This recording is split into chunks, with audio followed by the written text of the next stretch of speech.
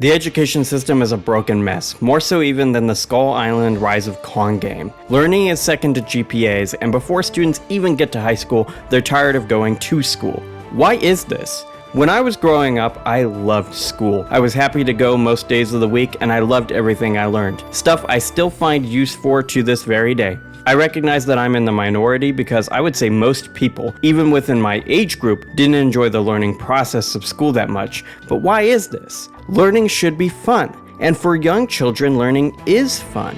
This is partially because everything is new. But given the relatively little we know about the world, there should never be a shortage of new things to teach students. Beyond teaching something new, how can learning be made fun? As a teacher, it's a borderline impossible question to answer. It's almost as if the two, learning and fun, are the antithesis of one another. But I refute the idea that that is just a fact of life. You're watching Real Deal Games, and in this video, I'm going to explore the importance of fun in the learning process.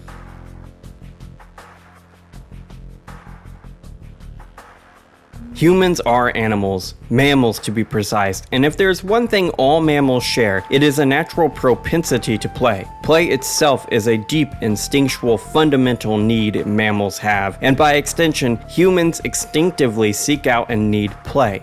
Play teaches social ethics, roles, and interaction to the growing human baby brain.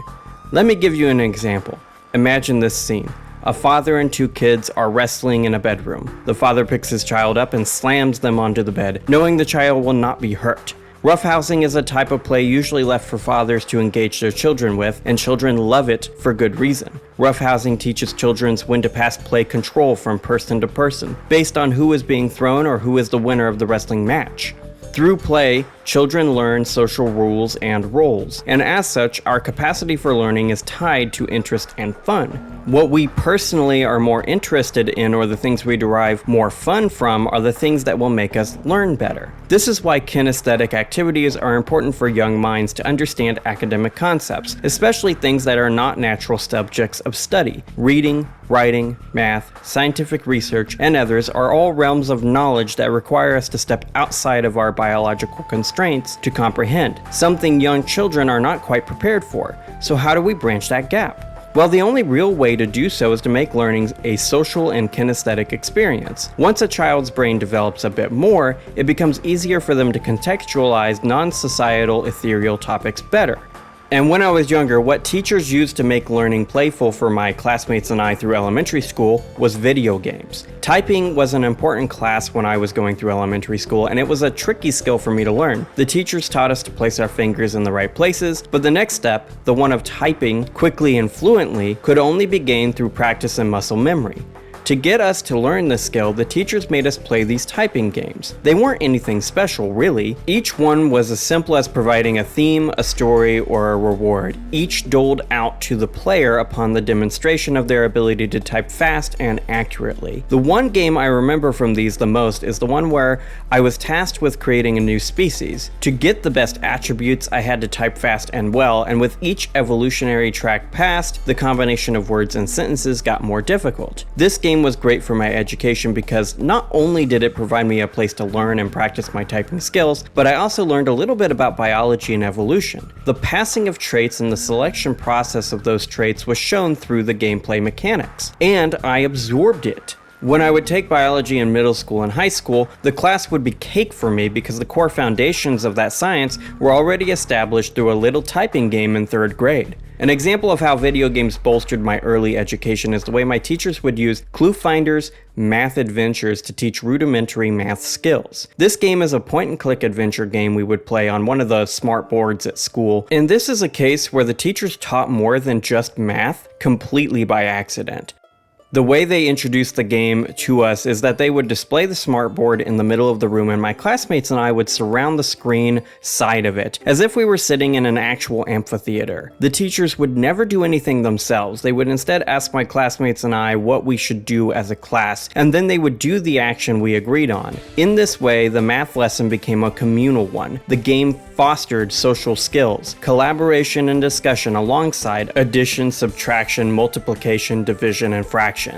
In addition to this, the game had a story, and working our way through the story taught us a little about storytelling and story structure. This means that Clue Finder's Math Adventures was a truly interdisciplinary learning process, including the hidden curriculum of social skills and discussion alongside math and language arts skills. Video games, and games in general, are the cornerstone of play, and really, games and play are the same thing. Using games as the framework around which education is framed can make the learning process more fun and therefore more likely to stick for the prospective learner. Video games used to be used in schools, but they aren't anymore. Why is that?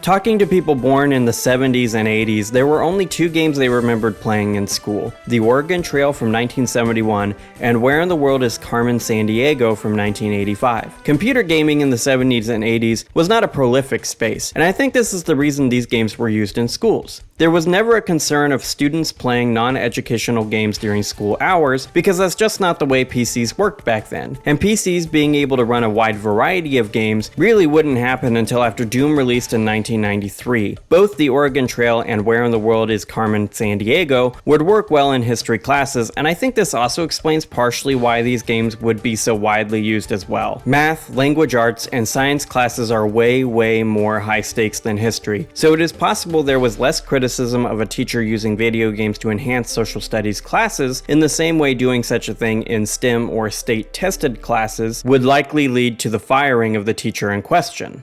In my life, neither of these games were around anymore, but I wouldn't start school until 2000, so that makes a lot of sense. Steam didn't exist yet, and neither of these games would be easy to get running on the Windows 95s and XPs we would have during elementary school. In high school, the biology teacher used Zoo Tycoon, and her approach to using video games brings the risks with overutilizing games in education to the forefront. Because she didn't properly monitor the students, nor did she guide the learning through the play process, most of the time students just played Zoo Tycoon, using cheats to get infinite money and things like that. As such, there wasn't much to be learned from the process of playing, even if the intention was likely to use the habitat and dietary requirements for each animal as a way of explaining each animal's place in the food chain. I can't speculate exactly what the bio teacher was trying to get across to us with this one because, like I mentioned before, she didn't actually teach. Games can be great for education, but the teacher, like with any text, needs to facilitate the learning process, guiding students towards a deeper understanding of the content they're beset to master. Think of it this way. A parent can use a video game, movie, or video as a very effective teaching tool, or they can use it as a way of placating their child so that they don't actually have to interact with them at all. It's the difference between watching a child and raising a child in this case. Much like the parent example, the bio teacher was watching us play a game instead of trying to turn the game and the playing process into something substantive, academically speaking.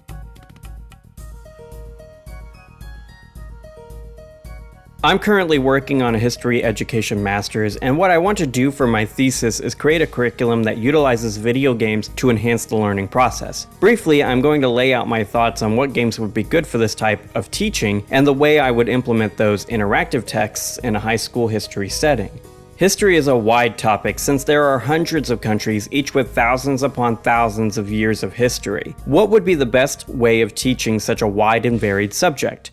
Like with any project that has too many moving parts, the first step towards understanding the best way to teach something like this is to reduce it to its core components. At the end of the day, history is just the story of people and how those people interact with one another over time. As such, the first thing I would do to introduce students to the macro narrative of history is through the game Civilization 6. I would use Civilization 6 specifically because of the more cartoonish art style, which I feel would fit in better with the Fortnite sensibilities of modern students. Now, this is where the learning process gets more directed. Let's say this hypothetical class has 24 students, which is the number I'm going to work with for the rest of this sample curriculum. Separating the class into 8 teams of 3, each student would be assigned one of 3 roles: general, diplomat, or historian. The general would be the person actually playing the game, however, they would not be able to declare war on any other entity without the express permission of the diplomat. The diplomat would be the only person that could communicate with other groups, and they would be responsible for drafting agreements, sanctions, tariffs, or declarations of war. The historian would be responsible for recording the developing map and nation borders over the course of the game and the decisions their nation made over the course of the playing experience. Creating a private game with these 8 groups, the students would play out the game for a total of 5 or so class days, and at the end of the process they would need to retrospectively reflect upon the experience in an effort to explain why historical leaders would make the decisions they did, using their personal experiences in those roles as a way of contextualizing their critical analyses. From here, the class could then follow the traditional history class trajectory until we get to the Middle Ages. When the Middle Ages are reached, Age of Empires 2 would come into play. Using the same rules as before, the focus would be on learning about medieval warfare, exploration, and resource management. Framing history from the backdrop of resource management, exploitation, and how these things change the dynamics between nations expands on the lessons students learned through Civilization 6. After a few more centuries of historical reading, thought, and discussion, Total War Empire would be used to enhance learning about the Age of Discovery, since the Total War franchise complicates the 4X game in some different ways from the Age of Empires 2 and Civilization 6. Total War Empire focuses on colonization, trade, and naval warfare, all things that are important in truly understanding why the Age of Discovery went down the way it did, historically speaking. In addition to this, Total War Empire does explore the idea of colonies and revolutions, which leads perfectly into United States history circa the 1800s. Considering the next thing to explore in the history canon is the Industrial Revolution, Railroad Tycoon 2 is the perfect game to pair with the historical setting.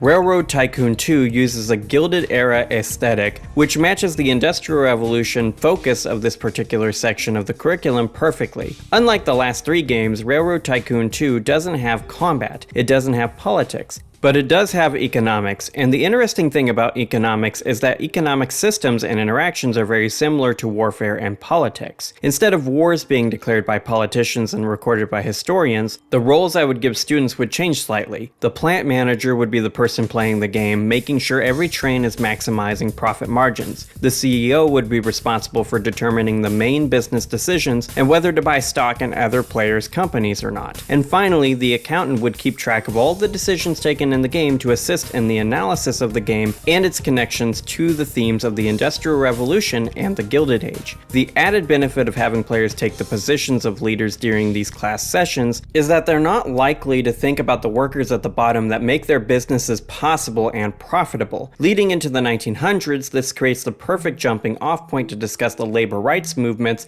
between the 1880s and 1910s. With those moral discussions in mind, I would prompt students to think deeper about the daily lives of the people history is about through the use of Anno 1800. With this game, students would be able to experience through play the hardships of people at a more micro level, learning about the people of the past through city building. The final game I would use to round out this historical curriculum would be a board game by the name of Diplomacy. This board game works well to replicate World War I era battle lines, information flow, and politics. Using the same rules as the first 3 games, students would play out the game, and from here, we would be able to pair this text with World War I era texts, maybe even jumping off from here into Timothy Snyder's Bloodlands.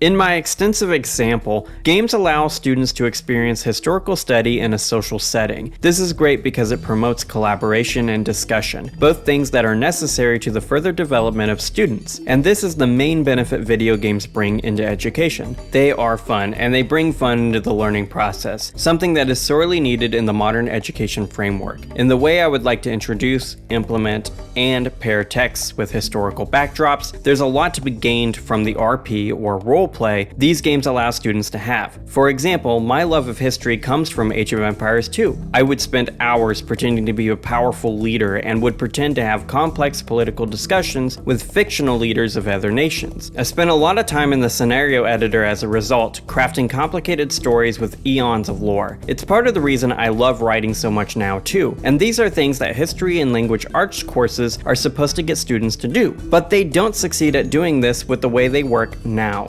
When looking at education history in America, it seems to me that No Child Left Behind and other bills of that nature are what have killed the joy of learning. Accountability is important, but standardized tests are not necessarily the right approach to doing this. Considering the capitalist conflict of interest textbook companies like Pearson have, education is moving towards being a purely economic social institution, and I wouldn't be shocked if public schools all went by the wayside over the course of the next 30 or 40 years. Ironically enough, No Child Left Behind has left every child behind, and continually the students of today are being served a subpar academic experience bereft of engagement through the intersection of fun and learning.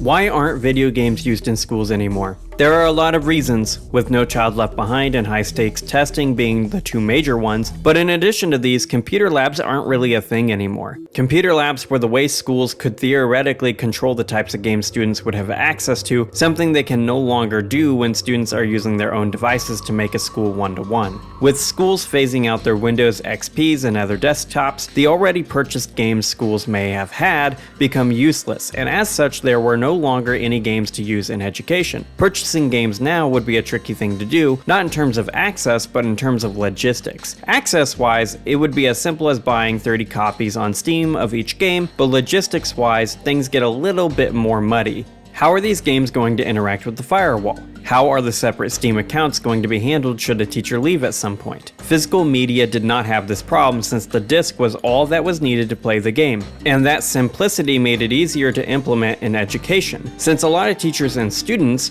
don't have extensive technical knowledge. In addition, with No Child Left Behind at the turn of the century, gaming itself became heavily criticized due to Columbine and the media zeitgeist drawing a connection between video game violence and real-life violence. All of these things come together to make integrating video games and education a little bit tricky.